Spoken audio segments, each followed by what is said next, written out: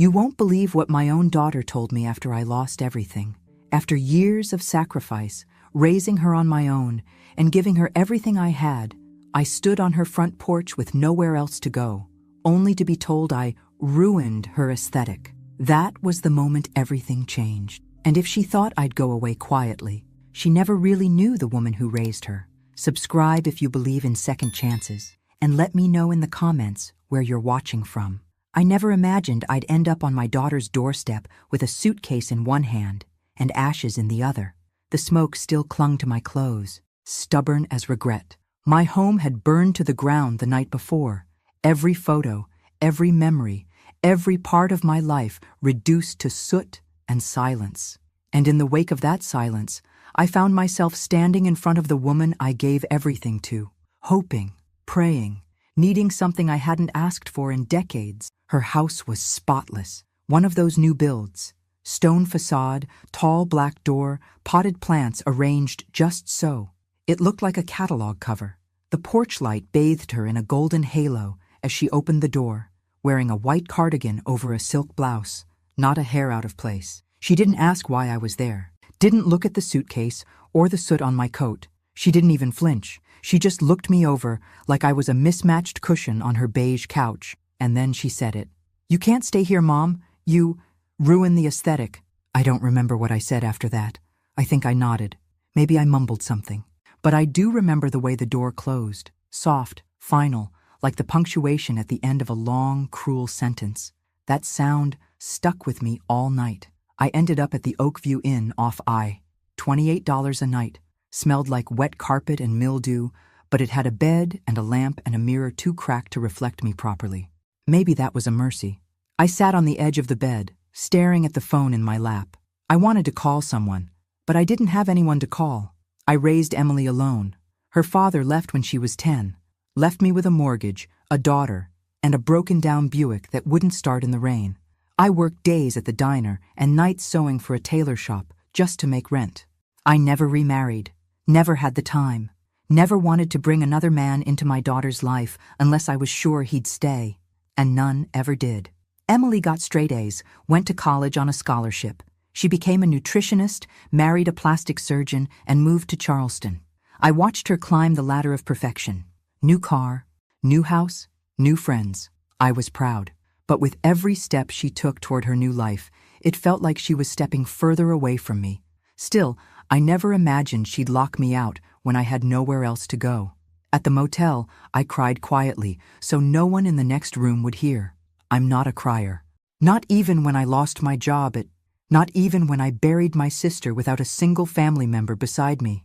But that night, I cried until my throat ached, because for the first time, I realized something terrible.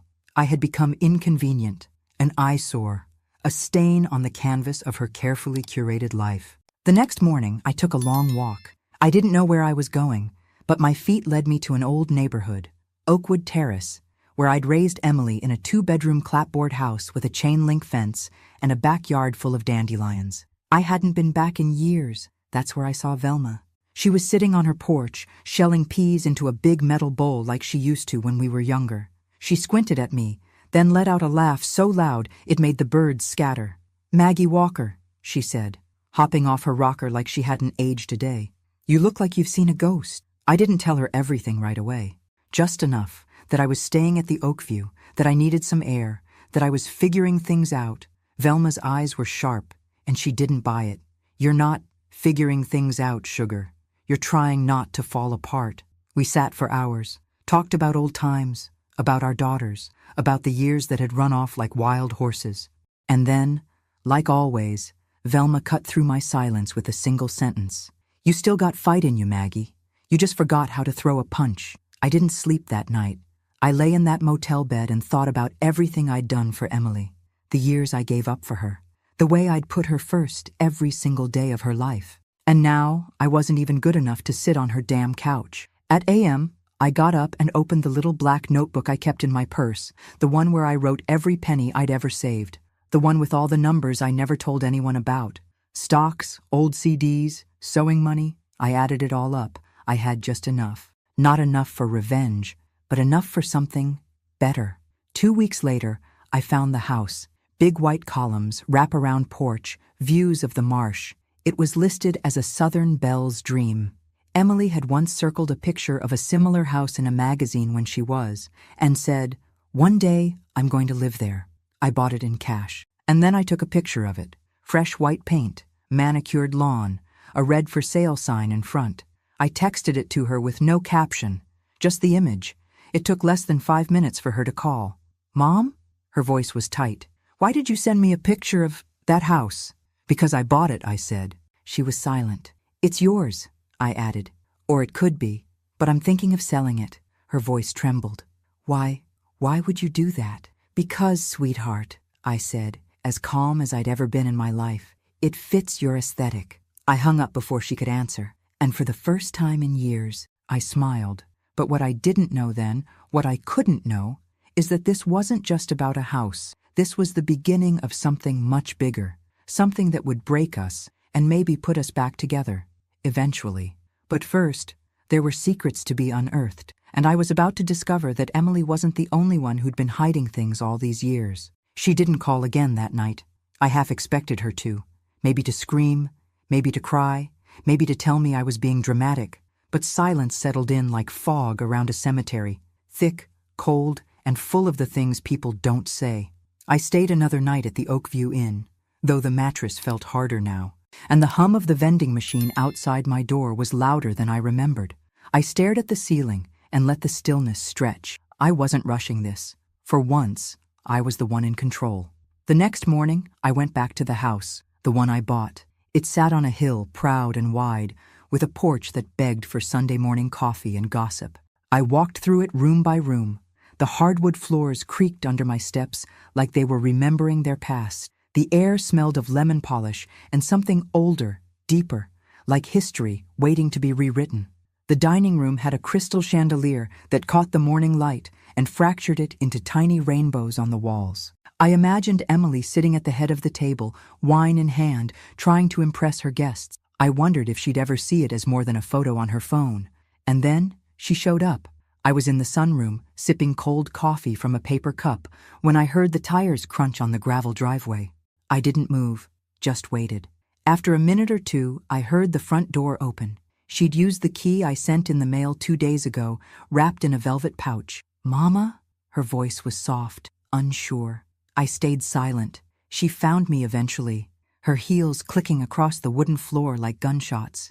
She looked like she hadn't slept. Eyes puffy, hair slightly frizzed at the edges, not her usual polished self. "You really bought this?" she asked, eyes darting around the room like it might vanish if she blinked too hard.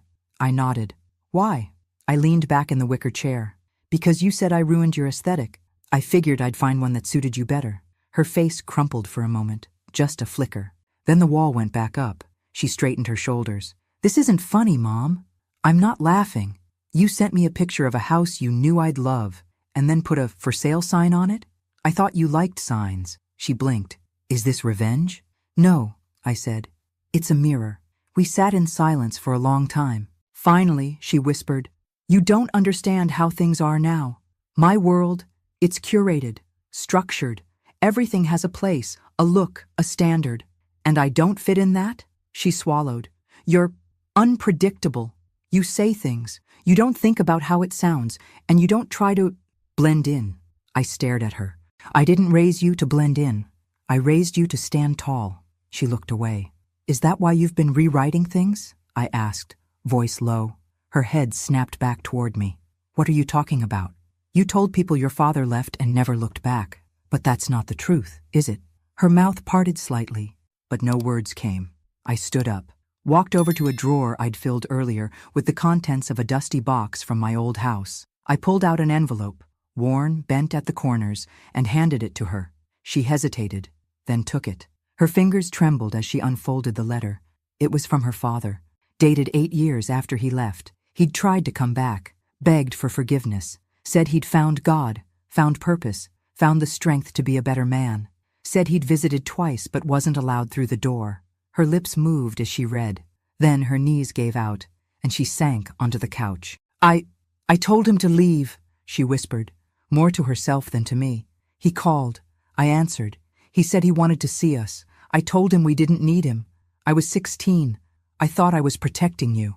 I sat beside her, heart pounding. I was angry. You worked so hard. He left you with everything. I wanted to punish him. And so you erased him. Tears filled her eyes. I never told you. I didn't think you'd forgive me. I reached for her hand.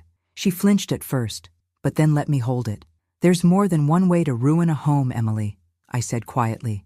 Sometimes it's not fire. Sometimes it's silence. We sat there for a long time, the weight of years pressing down on both of us. I don't deserve this house, she said finally. That's not for me to decide. Her eyes found mine. What if I wanted to earn it? I didn't answer, just looked out the window at the garden overgrown with wildflowers, life pushing through the cracks. Then we'd have to start again, I said. And it won't be easy. I don't want easy, she said, voice breaking. I want you back. A part of me softened. But another part, the part that remembered the cold porch light and her perfect cardigan, held firm. Then don't say it, I whispered. Show it. She nodded. And just like that, the first brick of the wall between us cracked. But as I would soon learn, the house wasn't the only thing full of secrets. There was one more envelope in that box, and it would change everything. It was a yellowed envelope, sealed with brittle tape and buried at the very bottom of the box. I hadn't noticed it until the day after Emily left the house in tears, promising to try. Funny how a single piece of paper can wait patiently for decades, never moving, never aging, until the exact moment it's meant to break you wide open. I stared at it for a while, sitting at the small breakfast nook where the morning sun hit just right. Outside, the wind tugged gently at the for sale sign I hadn't bothered to take down yet. Maybe part of me wanted it to stay there a little longer, like a challenge, like a dare. When I finally opened the envelope, the handwriting nearly stopped my heart. It was his, Daniel's. I hadn't seen his handwriting in over 30 years, but I'd know it anywhere. Sharp, slanted, hurried, like he was always halfway out the door, even when he was sitting still. I could hear his voice in the scratch of every letter. The letter was dated just 4 years ago. 4. Not decades. Not ancient history. Not some dusty relic from the time when cassette tapes were still a thing. This was recent. Maggie, if this finds you, it means I finally found the nerve to try again. I don't have the right to ask you for anything, but I've spent the last 10 years trying to make peace with the man I used to be. I was a coward. I let my fear and my failure eat me alive. But I want you to know, leaving you was the worst mistake of my life. I tried to come back. Twice. Emily wouldn't let me through the door. She said you were better off, that you'd moved on, that I'd only bring pain. I stopped reading. My hands trembled, my eyes blurred.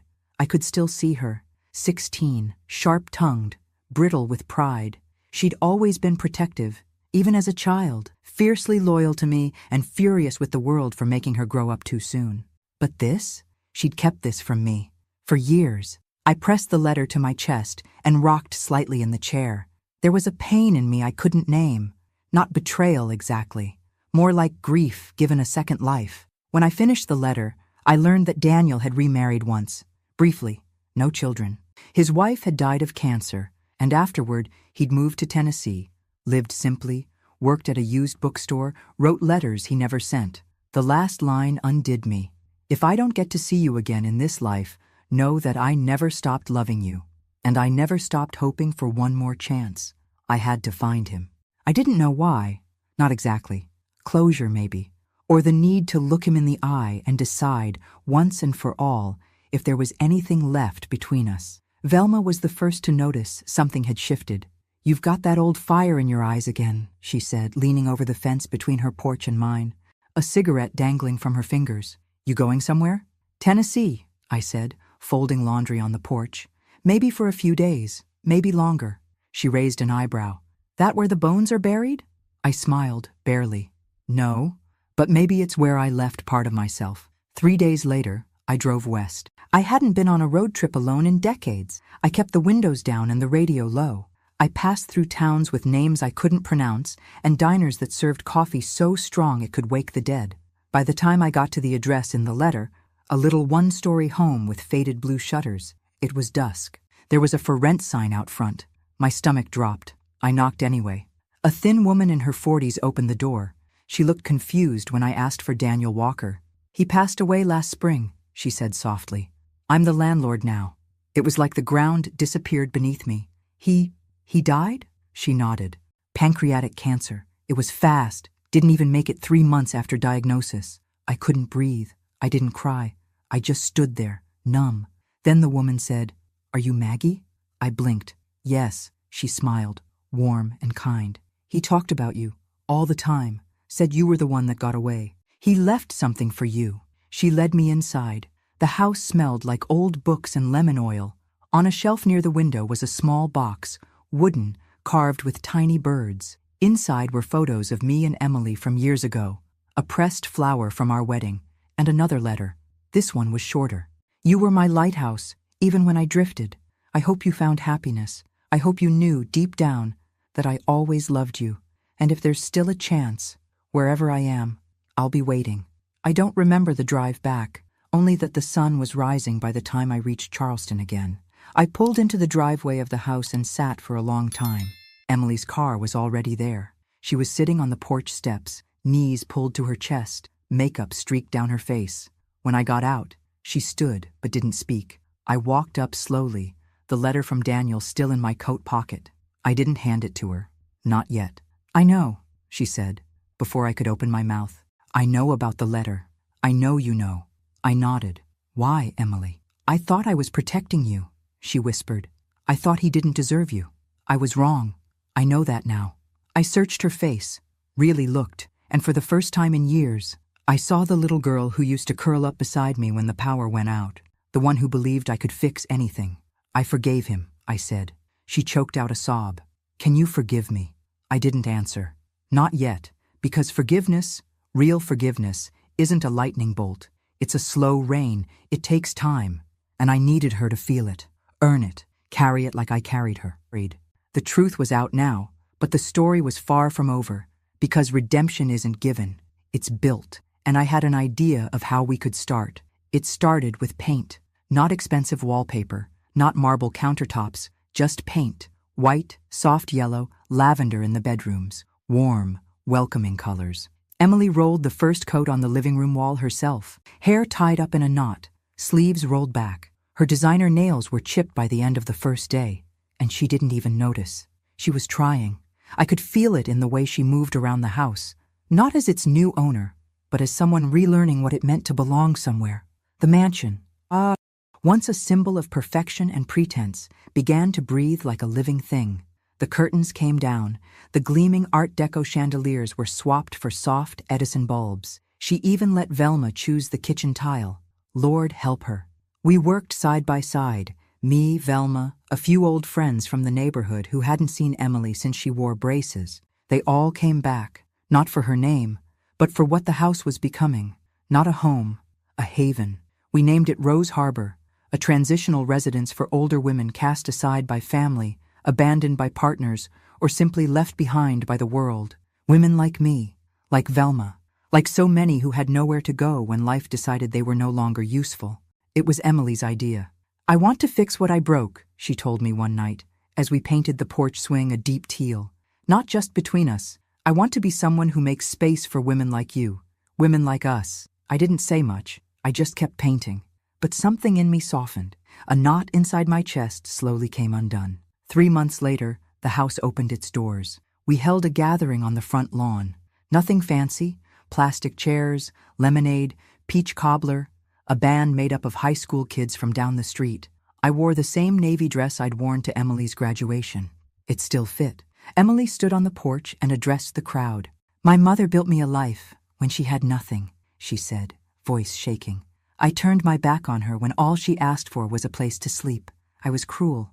I was selfish. And she didn't repay me with anger. She repaid me with a gift I didn't deserve. But today, I'm asking for something better than forgiveness. I'm asking for a second chance. The crowd was silent. Then a few people clapped. Then more. Then everyone. I cried quietly in my chair, dabbing at my eyes with a napkin that smelled like barbecue sauce. Later that evening, after everyone had gone, I sat on the porch steps and watched the stars blink into the sky. Emily brought me a glass of iced tea, sat beside me, and leaned her head on my shoulder like she used to when she was little. You were right, she whispered. A house doesn't make a home. I reached into my pocket. I pulled out the deed, folded, worn, signed over to her name months ago. I already gave this to you, I said. But I want you to really understand what that means. She stared at it. You get the house, I said. But Rose Harbor stays. The women stay. The mission stays. She nodded, tears slipping silently down her cheeks. I won't let you down again. I squeezed her hand. Then we'll be fine. A week later, a letter arrived. No return address. Inside was a photograph. Me and Daniel from a summer picnic when Emily was 3. We were smiling at each other like no one else existed. On the back, in that same slanted handwriting, were 6 words. You made it home. I knew. I don't know who sent it. Maybe one of his bookstore co-workers. Maybe God. Maybe just the wind carrying things where they're meant to go. All I know is that the house is never quiet now. There's laughter in the halls, stories being told in rocking chairs on the porch, women dancing in the kitchen at midnight. There are scars here, yes, but also healing, also grace. Emily still gets frustrated sometimes. She hasn't lost that sharpness, but she laughs more now, holds me tighter when she hugs me. And when she introduces me to new residents, she says, "This is my mother, Margaret. She's the reason all of this exists." And I smile. Because I am. I was never a perfect mother. But I was her mother, and in the end, that was enough to build something that mattered, something beautiful, something that didn't just fit an aesthetic, something that saved us both. It had been exactly 6 days since Emily's confession on the porch, 6 days since she said the words I'd waited 30 years to hear. I want you back. But what she didn't know, what no one knew, was that I wasn't ready to be back just yet. You see, healing isn't just about putting the broken pieces together. Sometimes it's about staring at the shattered mess long enough to understand why it broke in the first place. And for me, that meant going back to the beginning. I hadn't visited Oakwood Terrace in nearly a decade, but on that 7th morning, I found myself driving down its cracked streets, past the overgrown lots and rusted mailboxes. That neighborhood raised me as much as I raised Emily, and buried beneath its peeling paint and forgotten porches were answers I didn't know I still needed. The house I'd raised Emily in was still standing. Barely. The paint had long since flaked off. The fence leaned like it was tired of standing. But the tree in the front yard, the one she used to climb every summer, was taller, stronger, blooming with white blossoms that looked like little bursts of hope. I stepped out of the car and just stood there. And that's when I saw her, Mrs. Loretta Mason. She'd lived across the street when I was still packing lunchboxes and patching jeans. She had to be in her 80s now, but she looked just as elegant as ever, sitting on her porch with a wide-brimmed hat and a mug of tea, like time hadn't dared to touch her. "Maggie Walker," she called out. "Is that you?" I laughed through the lump in my throat and walked across the street. We talked for hours, about the old days, about how the neighborhood had changed, about how we had changed. And then, out of nowhere, she said something that froze me in my chair. "I always wondered what really happened between you and Daniel." I stared at her. "What do you mean?" She sipped her tea, slow, deliberate. "I saw him. A few years after he left. He came by the house asking if I knew where you'd moved. Said he was trying to find his girls." My heart pounded. "You never told me." She looked down, guilty. "I didn't want to stir up pain. But now that I see you again, I think maybe that was wrong. Maybe you needed to know he tried." That was the 2nd time someone told me he came back, and it finally clicked. Emily didn't just close the door on her father. She buried the truth, all of it, out of pain, out of fear, maybe out of love, twisted and misdirected. But it had left me living in a false version of my own story for decades. I went back to the house, not the old one, my house, the one I bought with the porch swing and the columned front, the one that still had the for sale sign out front, leaning slightly now from the wind. When I stepped through the door, the air felt heavier. I don't know if it was the weight of memory or the truth finally sinking into the walls, but I knew what I had to do next. I went up to the attic. Not many people knew about it, not even Emily. It was tucked behind a narrow door near the back of the upstairs hallway. The space was unfinished, dusty, with beams overhead and the smell of cedar and thyme. And that's where I found the box. I hadn't opened it since the week after the fire, the one that burned down my old rental and forced me to Emily's porch in the first place. It had survived the blaze because it was in the trunk of my car, along with a few saved items I never unpacked. I'd stashed it here when I moved the rest of my things in quietly. Inside, photos, letters, receipts, and a folded piece of notebook paper, torn at the edges. It was Emily's handwriting. "Mom, if you're reading this, I guess I couldn't say it to your face. You loved me so hard that I didn't know how to love you back. Every success I had felt like a debt I owed you. Every mistake you made felt like a wound I couldn't stop picking at. I didn't understand what you gave up for me until it was too late." My knees gave out. I sat on the attic floor, the box beside me, and wept, because for the first time I saw her not as the woman who slammed a door in my face, but as the girl I raised, the girl who had been carrying just as much pain as I had. Only hers had turned into walls, and mine had turned into distance. That night, I didn't call her. I did something else. I took down the for sale sign. The next morning, I went to a lawyer. I signed the deed over to Emily's name, but not just as a house, as a responsibility. It came with one condition: the home must be turned into a non-profit residence for women over who've been displaced, rejected, or left with nowhere to go. It wasn't a trap, it was a lifeline. I sent the papers to Emily with a note that read, "Your aesthetic doesn't define your worth, but maybe now it can help rebuild someone else's." The following day, I heard a knock on the door. Emily was standing there. No makeup, no pretense, just tears in her eyes and a folder in her hand. She handed me the papers, signed. "I want to help them," she said. "I want to start with you." And just like that, the door that had once slammed shut opened again. But this time, it opened for so many more. There's a moment, right before dawn, when the sky turns that deep velvet blue and everything feels suspended. Not quite night, not quite morning, just stillness, like the whole world is holding its breath. That's when I stood on the front porch of Rose Harbor, coffee in hand, watching the fog roll in from the marsh. The house was quiet, peaceful, for now. Inside, 2 women were asleep in rooms we'd prepared just the day before. Sandra, who'd been kicked out of her son's home after she broke her hip and became too much work, and Denise, a former teacher who'd lived in her car for nearly a year after her husband drained their retirement and vanished. They weren't statistics to me. They were me, and they were the first. Emily had taken the papers and run with them. She hired a nonprofit consultant, reached out to city leaders, met with social workers. She even set up a small fund to cover initial living expenses. Every decision, every plan, she brought to me first. "Does this feel right, Mama?" she'd ask. I never thought I'd hear her say that again. In between meetings, she helped clean rooms, paint furniture, even drove the old church van across town to pick up donations. And each day she'd ask me questions, real questions. Not the polite, hollow kind that come with small talk, but the kind that meant something. "What did you dream about before you had me? Did you ever want to just run away? Did I make you happy?" That last one took my breath away. I looked her dead in the eye and said, "You were the best and hardest thing that ever happened to me." She didn't flinch. She nodded. That's when I knew she was changing. And maybe so was I. But the past wasn't done with us. Not yet. 3 weeks after Rose Harbor officially opened, I received a call from a number I didn't recognize. Nashville area code. My stomach dropped.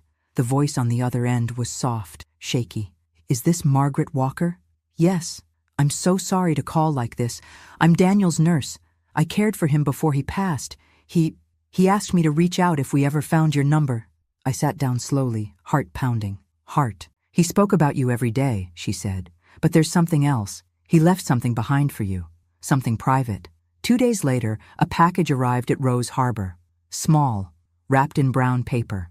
Inside was a leather journal, aged and worn, the spine nearly falling apart.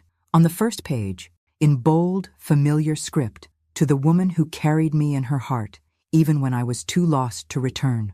I didn't open it right away. I waited until nightfall, until the house was quiet and the tea was hot and the lights were low. Emily sat across from me on the floor, cross-legged, waiting. Together, we read every word, his regrets, his memories, the moment he decided to leave, the moments he tried to come back, the letters he never sent, the one time he stood outside Emily's high school graduation in the shadows, watching from a distance because he didn't know if he deserved to be there. He'd seen us. He'd never stopped seeing us. At the very end, he'd written, "If this journal finds its way to you, it means I finally got something right. Tell Emily I never stopped loving her. Tell her I forgave her. Tell her I understand. Emily pressed her forehead to the pages and wept, not like a child, not like a woman broken, but like someone who'd finally been freed. We buried the journal under the magnolia tree out back, beside a bench we'd painted soft blue. We didn't mark the spot. We didn't need to. Time passed. More women came, each one with a story, each one carrying bags heavier than anything leather or canvas could hold. And every time I heard them say, "I didn't think anyone would take me in," I felt something in my chest expand. Emily became their advocate. I became their storyteller, and together, we became something neither of us had ever truly known, whole. One night, as we sat on the porch swing, her feet tucked under a blanket, my hand resting on hers, she asked, "Do you think he knows what we've built?" I looked out at the house, glowing from within. Laughter floated down from an open window. Someone was playing soft jazz in the parlor. "I think he does," I said, and I meant it, because sometimes redemption isn't loud. It doesn't arrive in a parade or thunderclap. Sometimes, it looks like a woman walking through the front door with shaking hands and tired eyes and finding a bed with fresh sheets and a handwritten note on the pillow that says, "You are home." We saved each other, my daughter and I, not by forgetting what happened, but by choosing to rise from it. And I've learned this much. The most beautiful things don't match anyone's aesthetic. They just feel like they belong, like love, like truth, like coming home after the longest journey of your life. 3 months after Rose Harbor opened its doors, word had spread far beyond Charleston. Local news stations ran a feature calling it a Southern sanctuary for the forgotten. Donations began to pour in. Furniture, books, fresh linens. One man dropped off 5 brand-new mattresses with tears in his eyes, whispering, "My mama died alone. I wish she'd had this." But no one knew what really made Rose Harbor sacred. It wasn't the porch swing, or the new garden beds, or the hand-sewn curtains Emily insisted on making herself. It was the women. Women who'd been told they were too loud, too needy, too complicated. Women who'd been left behind by their children, their husbands, or time itself. Every single one carried stories like suitcases bursting at the seams. One of them was Ruth, 82, former jazz singer, 2 strokes. No family left except a nephew who hadn't called in years. She showed up at our gate in a wheelchair with a single bag and a bottle of cheap perfume tucked in the side pocket. "I heard you take women like me," she said. "I don't have much, but I can still hum a tune." We took her in that night. Ruth became our heartbeat. She sang at breakfast, told wild stories about smoky nightclubs and love affairs with saxophone players. The other women gathered around her like moths to flame. She reminded me of something I'd forgotten. Joy isn't just survival. It's singing anyway. Emily adored her. She sat with Ruth every Thursday night, brushing her hair, listening to the same stories again and again, never interrupting, never rushing. I watched them from the hallway, and sometimes, just sometimes, I saw the daughter I'd always hoped she'd become. But not every moment was easy. One night, Ruth collapsed in the hallway. Her breathing was shallow. Her eyes rolled back. Emily froze. I didn't. I knelt beside her, called, held her hand until the ambulance came. As they wheeled her out, she looked at me with glassy eyes and whispered, "Don't let me go in silence." I didn't sleep that night. Neither did Emily. We sat in the kitchen, just like we used to when she was a child with nightmares, both of us gripping steaming mugs we didn't drink from. "She's dying," Emily said, voice hollow. "She's living," I corrected, "right now. And until her last breath, we treat her like she matters." Emily stared at me, eyes wide and wounded. "I was so scared," she said. "She looked like you." And that's when I realized this wasn't just about Ruth, or the house, or even Daniel. This was about the fear my daughter had carried for decades, the fear that one day I'd vanish, and she'd be left with nothing but guilt and regret. That fear had made her cruel, but now it was making her brave. Ruth made it through the night, and the next. She came home 5 days later with an oxygen tank and a playlist of Ella Fitzgerald songs we played every afternoon. She was weaker, quieter, but she was still Ruth. On her final morning, she asked for one thing: "Let me go out singing." We dressed her in a blue velvet robe, sat her on the porch swing with a blanket around her legs. The sun was just beginning to rise when she opened her mouth and sang the first few lines of Misty, her voice soft, trembling, but still hers. By the last note, she was gone. Emily held her hand the entire time. We buried her ashes in the garden, beneath the rose bush we'd planted in her honor. The women each placed a flower on the soil. Emily read a poem she'd written by hand. And I wept openly. Not just for Ruth, but for all of us who had ever been told we were too much, or not enough. That night, Emily crawled into my bed like she did when she was 5. No words, just tears and silence, and that deep, aching kind of love that has nowhere else to go. I held her until she fell asleep. The next morning, I found her in the sunroom, coffee in hand, staring out the window. "I want to write about this place," she said. "The stories, the women, everything." I smiled. "Then start with your own." She turned to me. "You think anyone would want to hear it?" I leaned in, kissed her forehead. "Emily Walker," I said, "your story is the one that built this house." And I meant it, because in the end, it wasn't vengeance that made me whole. It wasn't the house. It wasn't the letter. It was her, choosing to become a woman who didn't just apologize, but changed. And through that change, she gave me something no one else ever had. Not just a second chance, but the life I should have had all along. A week after Ruth's funeral, I found myself sitting alone in the sunroom, sorting through the last of the donation boxes. There were crocheted blankets, a stack of gently used robes, and a handwritten note from a church group in Savannah. Every stitch made with love. I held one of the blankets to my chest. It smelled like lavender and memory. It had been 4 months since I'd bought the house. 4 months since Emily had told me I ruined her aesthetic. 4 months since everything in my life turned upside down, and somehow, through all the heartache, found a way to settle exactly where it needed to. But peace is funny. It shows up not with fireworks or fanfare, but in the quiet moments, the ones where you least expect it, like when Velma barged in, waving a newspaper in the air. "Guess whose front page news again, sugar?" She slapped the Charleston Gazette onto the table. There we were. Me. Emily. A group of women from Rose Harbor, arms around each other in front of the porch, all of us grinning like fools. From rejection to redemption. The home-changing lives in Charleston. I stared at the photo for a long time. Not because I liked looking at myself, I still didn't, but because I barely recognized the woman in the picture. Not the hair, not the dress, but the expression. I looked happy. Later that afternoon, a knock came at the door. It wasn't a delivery or a social worker. It was a boy, maybe 16, thin, nervous, clutching an envelope like it might bite him. "You Margaret?" he asked. I nodded. He handed me the envelope, then turned and ran down the steps before I could ask a single question. Inside was a letter, not typed, written in pen.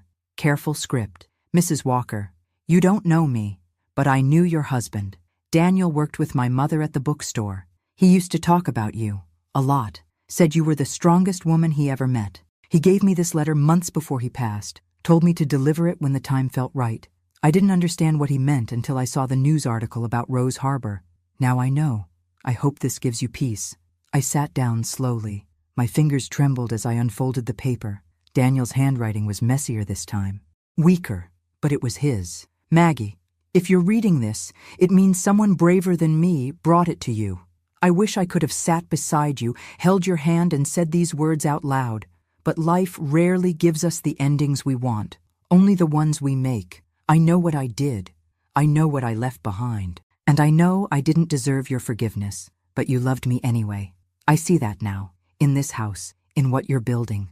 You turned rejection into refuge, pain into purpose. You turned our unfinished story into something beautiful. I'm sorry I couldn't stay, but maybe, in some strange way, you've brought us all home. Always yours, D." I pressed the letter to my chest and cried. Not the kind of tears that break you, the kind that release you. That night I called Emily outside. The moon was high. The air smelled like gardenia. I handed her the letter. She read it in silence, one hand covering her mouth. When she finished, she leaned her head against my shoulder, just like she had as a little girl. "I wish I'd known him better," she whispered. "You still can," I said. "Through this, through us." We sat there until the stars faded into morning, and that's when I knew we'd made it through. Not by erasing what hurt, not by pretending it hadn't happened, but by carrying it, with grace, with grit, and with the unshakable belief that it's never too late to make something good out of what's been broken. Rose Harbor still stands. Women still arrive, bags in hand, eyes wide with fear and hope. And every time, I greet them at the door with a smile and say, "Welcome home," because I've learned the truth. Redemption doesn't knock. Sometimes you have to build the house yourself and leave the door open.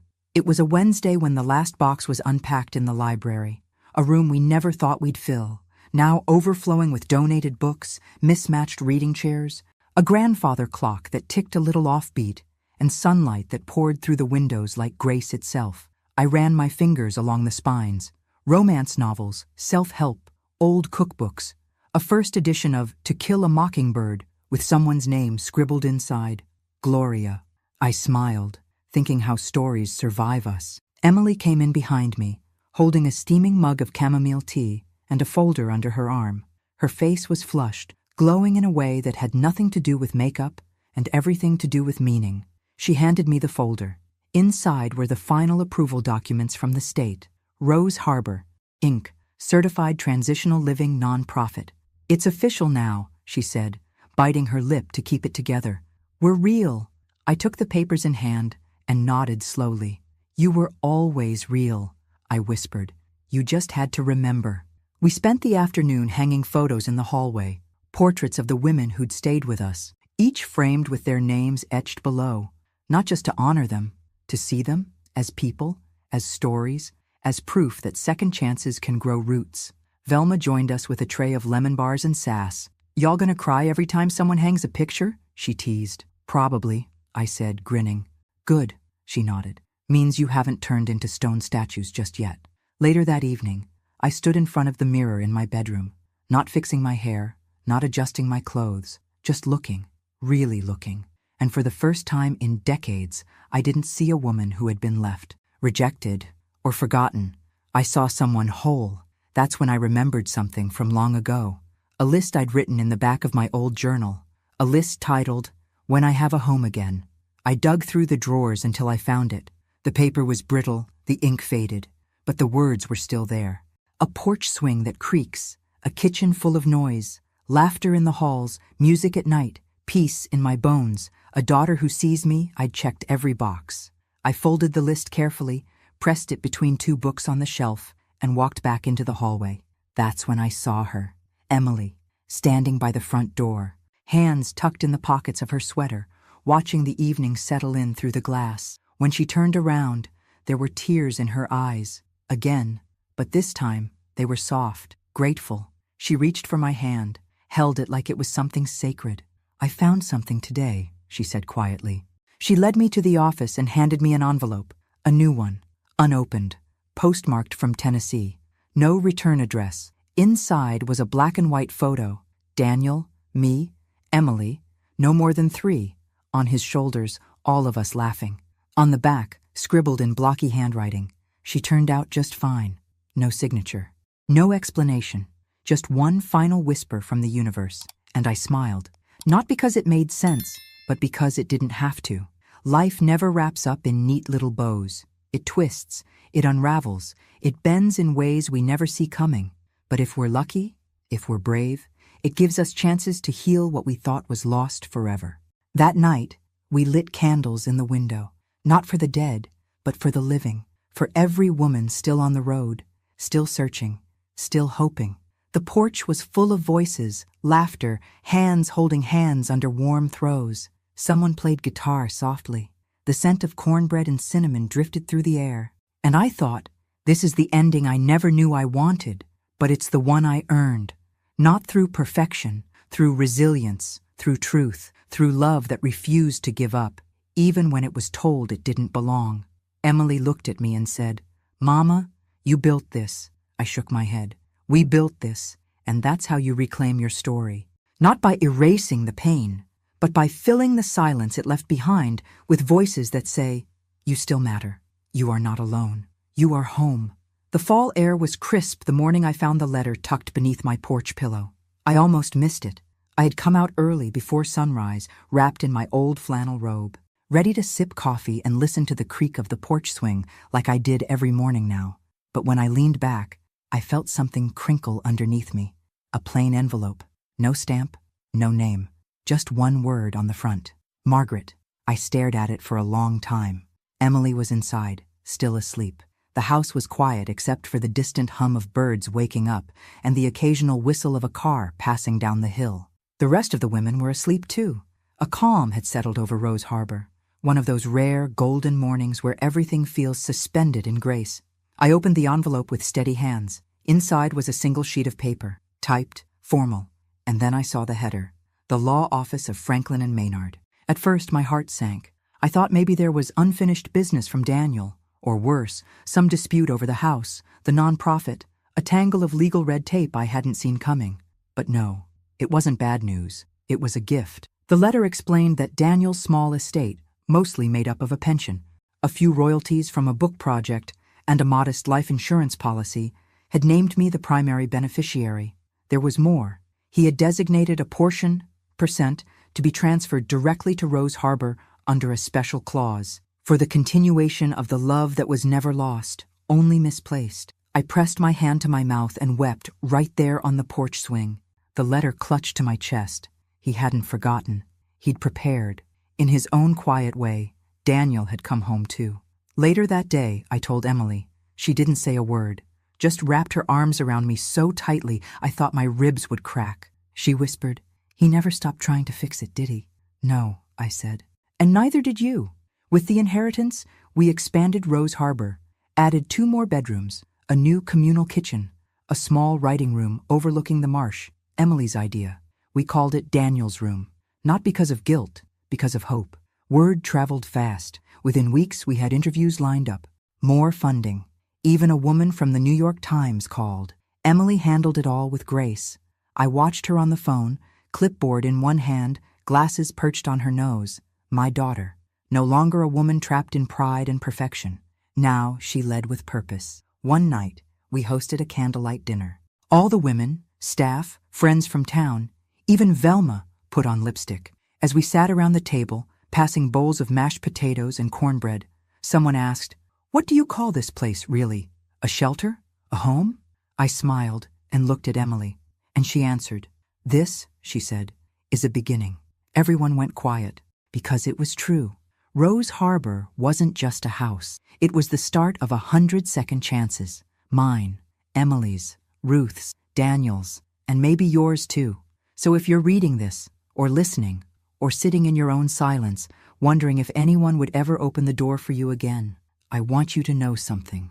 You don't need to be perfect. You don't need to be polished. You don't need to match the aesthetic. You just need to keep going, because somewhere out there, a door is waiting to open, and someone is standing on the other side, whispering the words that saved my life. Welcome home. Thanks for listening. Don't forget to subscribe and feel free to share your story in the comments. Your voice matters.